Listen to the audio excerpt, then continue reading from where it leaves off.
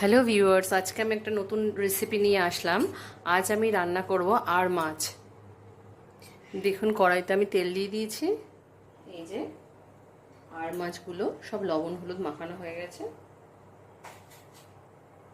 এবার আমি আর মাছগুলো ছেড়ে দেবো আস্তে আস্তে।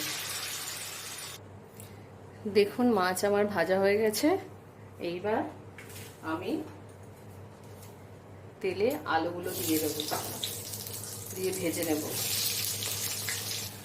আলু ভাজাতে দিলাম একটু লবণ আর দিলাম একটু হলুদ।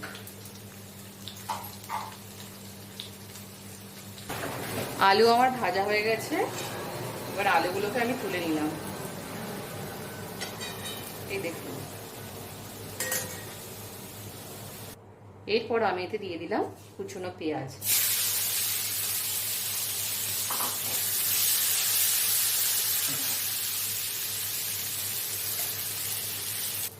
এরপর এতে দিলাম জিরের গুঁড়ো।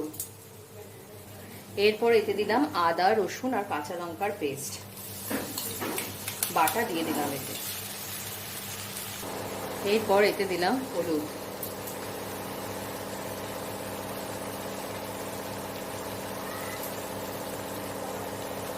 আর দিলাম একটু লবণ।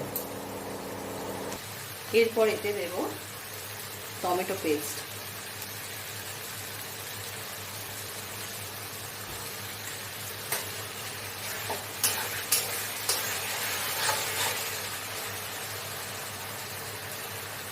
এরপর আমি ভেজে রাখা আলুগুলো এর মধ্যে দিয়ে দিলাম। দিয়ে মশলার সঙ্গে ভালো করে মিশিয়ে নেব। দেখুন, আমার মশলা আলু সব কষানো হয়ে গেছে। এবার আমি এতে দিয়ে দেবো পরিমাণ মতো জল।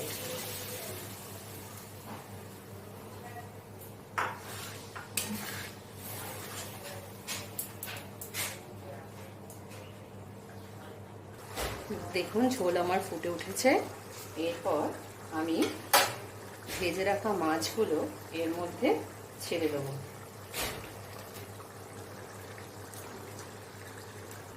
দেখুন, মাছের ঝোল আমার হয়ে গেছে।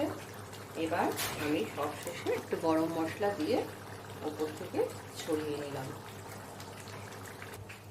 দেখুন, আর মাছের ঝোল রেডি।